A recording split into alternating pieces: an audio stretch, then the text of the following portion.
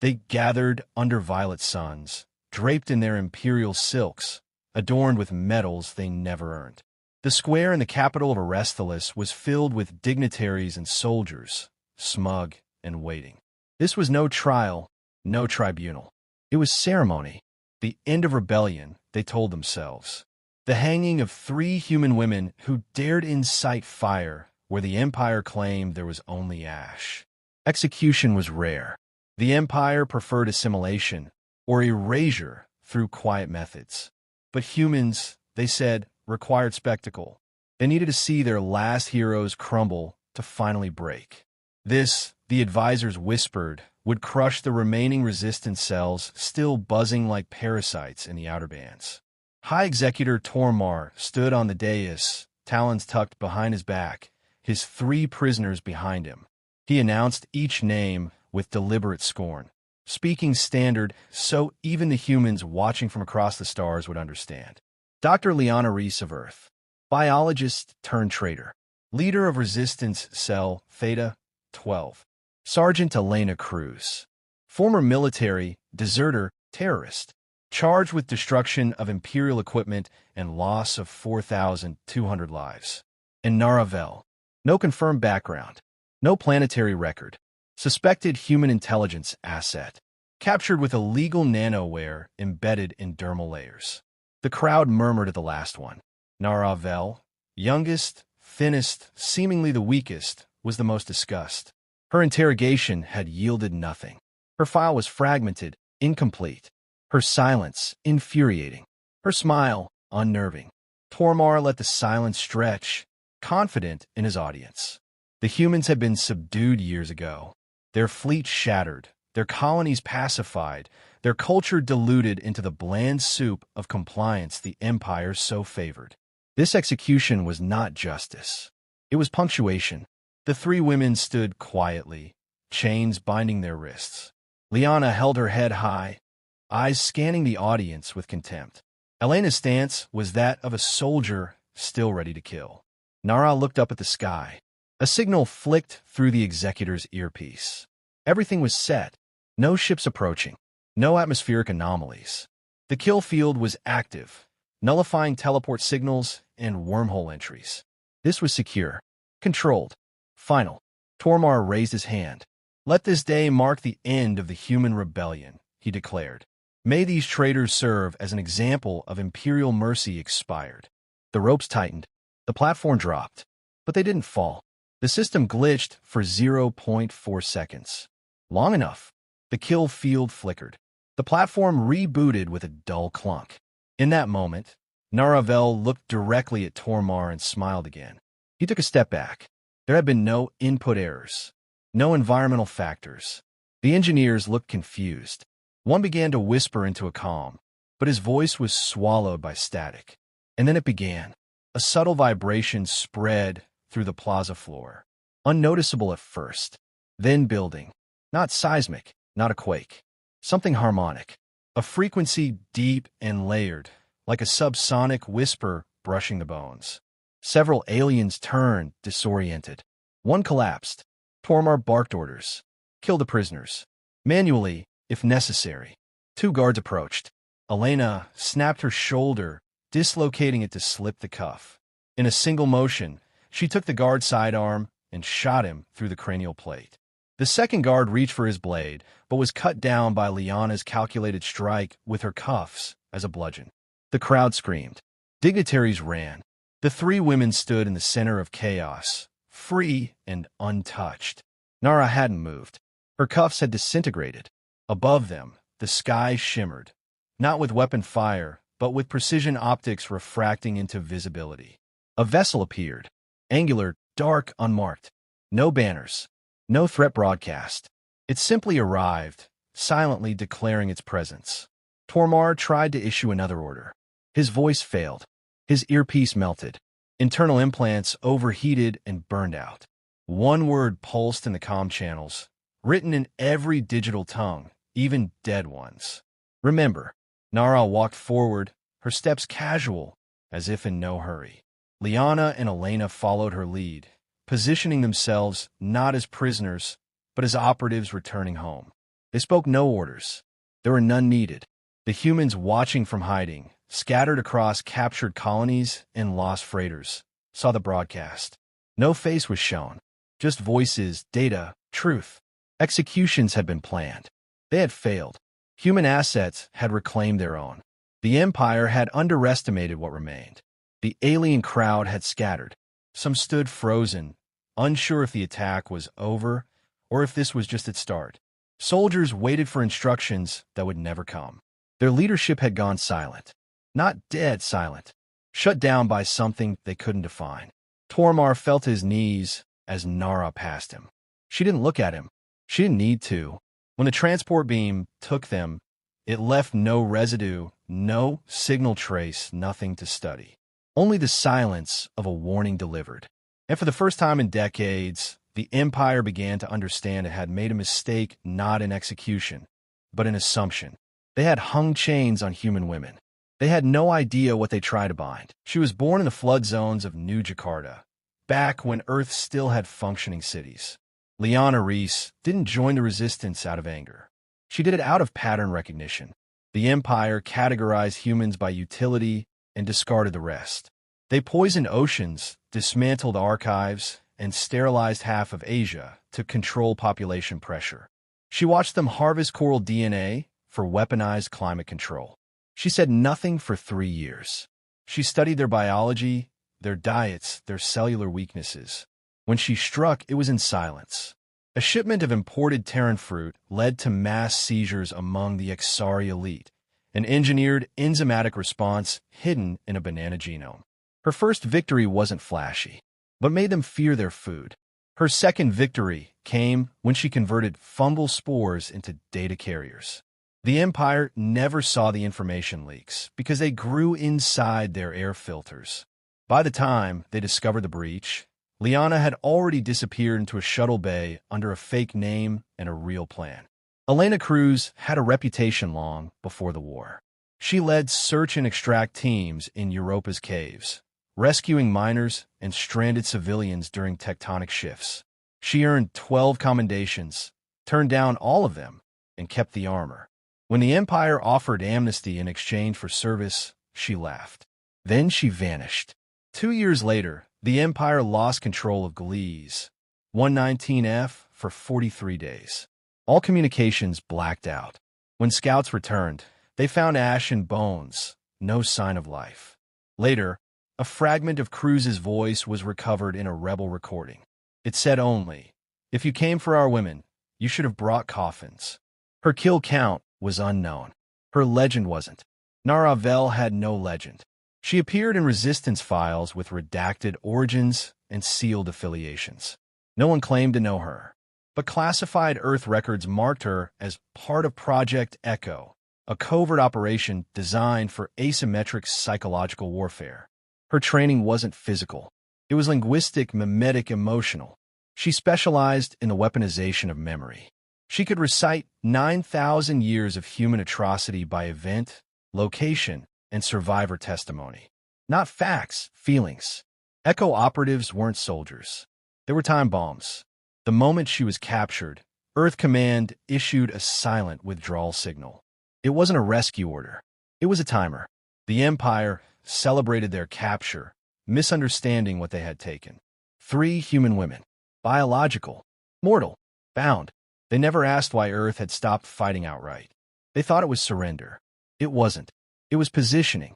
For every visible battle, there were 17 shadow ones. Liana's sabotage networks stretched across 3 sectors, none connected directly to her. Elena's gear caches had been planted in advance, disguised as mine shafts and failed outposts. Nara, though, was different. She didn't plant weapons. She planted ideas.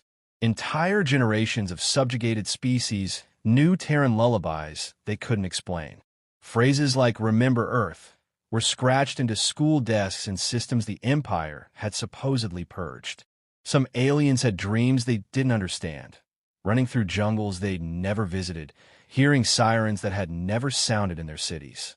That was her doing. Their capture wasn't a loss. It was ignition. The moment Nara's pulse entered the Empire's custody database, old systems reactivated. Not ships, scripts. Auto-coded responses buried in obsolete satellites. Dead frequencies that woke up after years of silence. Across the galaxy, long-dormant AI nodes blinked to life with one directive: initiate countervail. No one in the Empire noticed. They were too busy preparing speeches, planning broadcasts, polishing boots. No one asked why the kill field around the execution plaza stuttered. No one reviewed the sublayer harmonics underneath the crowd noise. No one studied the way the sky above Aresthalis bent slightly every 90 seconds, like something larger was pressing against the atmosphere from another layer of space. And the humans said nothing. Because the point wasn't to warn. The point was to let them believe they had one. It wasn't cruelty. It was necessity. Humans didn't just want revenge. They needed proof. Proof that arrogance would be punished. That forgetting Earth's history was the most dangerous mistake an empire could make. Tormar believed he had silenced the last defiant humans. Instead, he had given them a stage. By the time he stood in the plaza with the nooses drawn tight, the data from the Echo Protocol had already spread. Files once buried in ancient Earth ruins had been broadcast to hidden receivers, translated into formats compatible with every species the Empire had conquered. Footage, eyewitness logs, holocausts, plagues, wars of extinction, the fall of Rome, the siege of Leningrad, the Trail of Tears, Rwanda, Buchenwald, Nanking, Guernica, Aleppo, Hiroshima. But it wasn't just horror.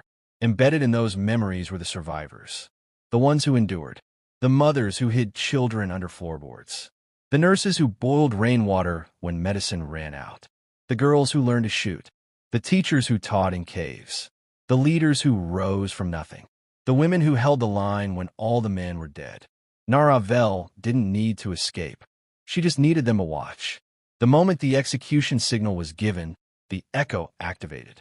And history answered. Above Aresthalis, the vessel held no insignia, gave no broadcast, made no demands. It simply hovered, visible now, folding light like paper.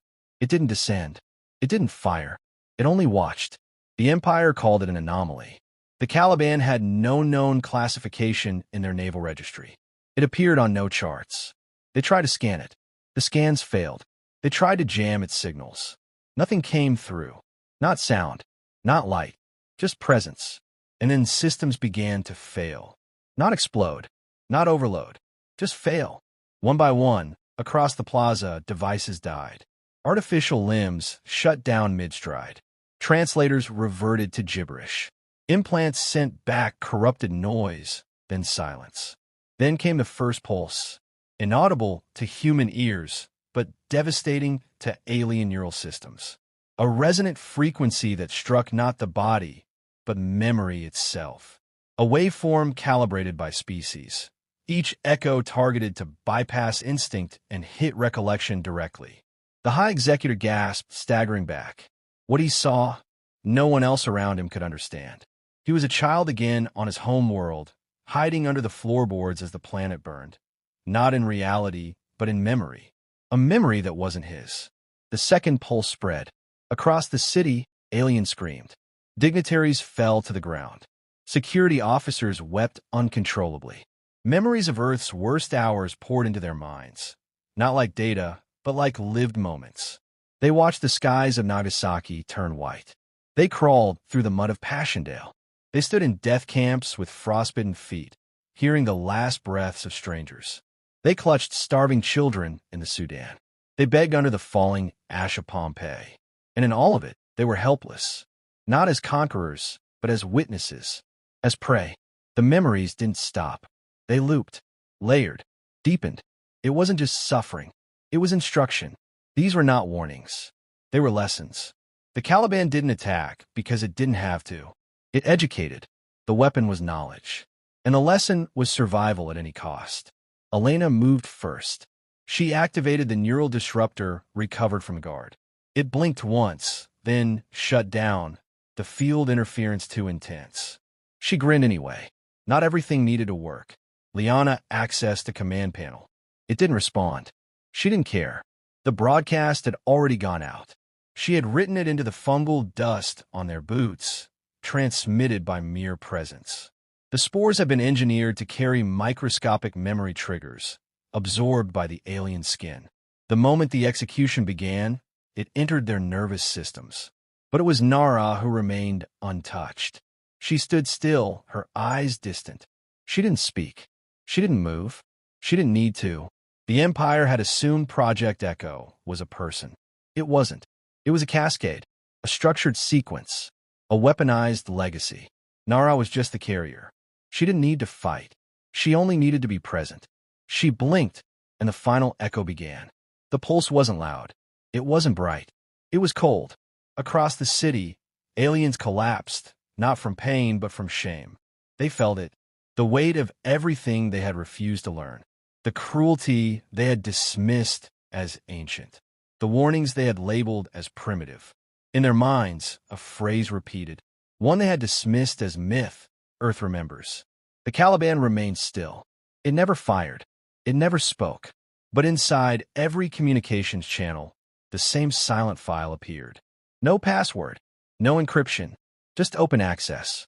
Inside, the full human historical record, unfiltered, undistorted, billions of hours of footage, personal accounts, medical records, combat logs, civilian diaries, not curated for sympathy, raw and intact. One entry had been set to autoplay. A woman, voice shaking, whispering as bombs fell behind her. We survived this once. We will survive again. And you?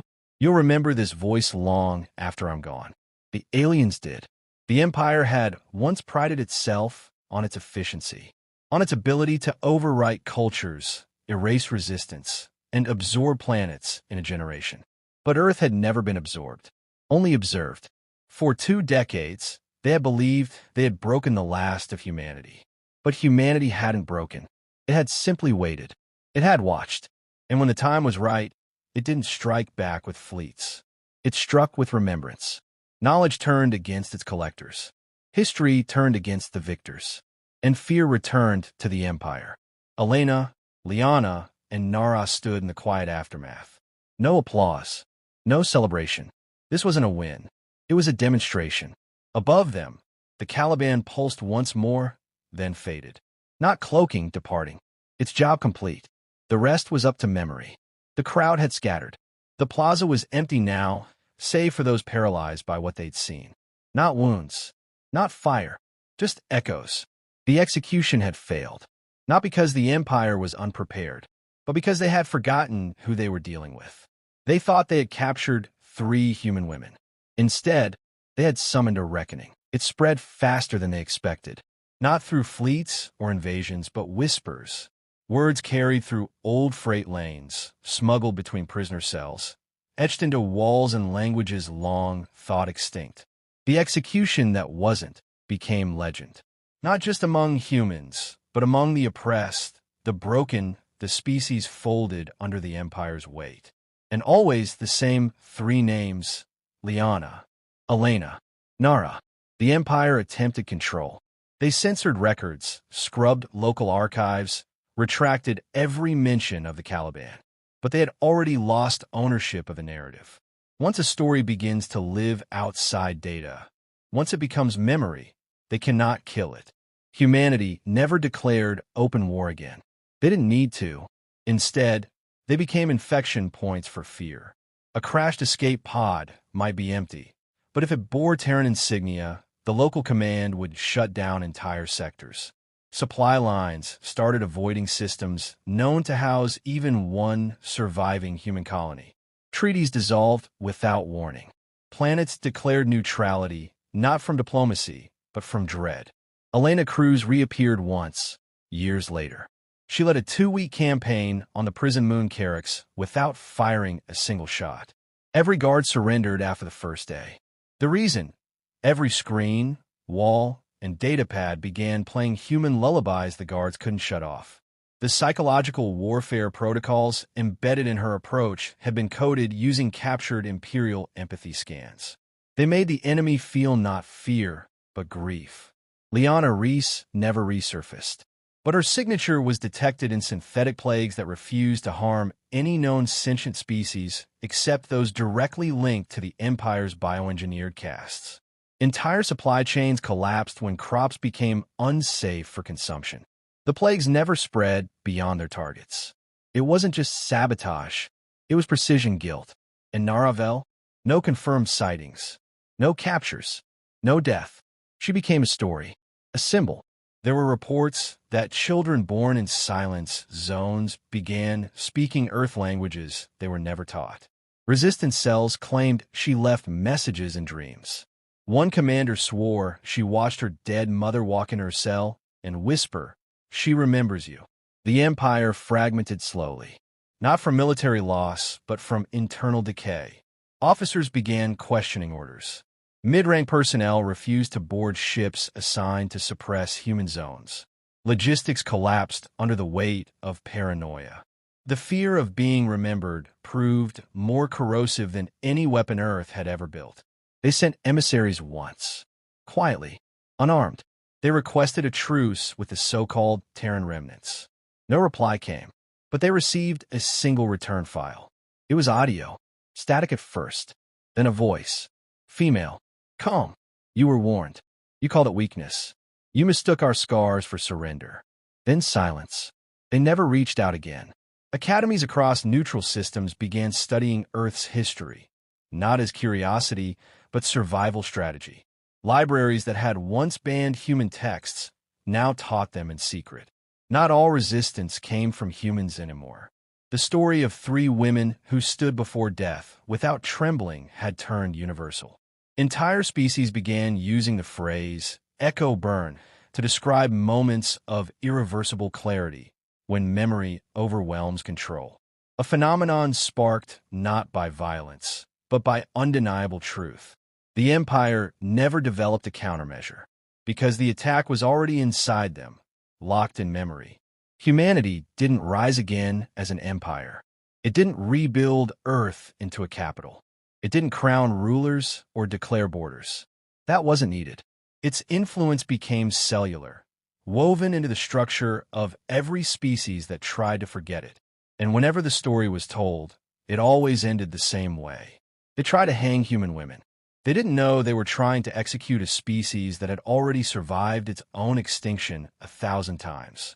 They didn't understand that human defiance was never about strength or speed or numbers. It was about memory, the stubborn refusal to let pain disappear, the weaponization of grief, the evolution of endurance. They didn't know until they did, and by then it was too late. Because once humanity has been underestimated, the countdown starts. Not to invasion, not to conquest, but to realization. To the moment you understand too late that humans don't need armies to win. They only need you to remember them.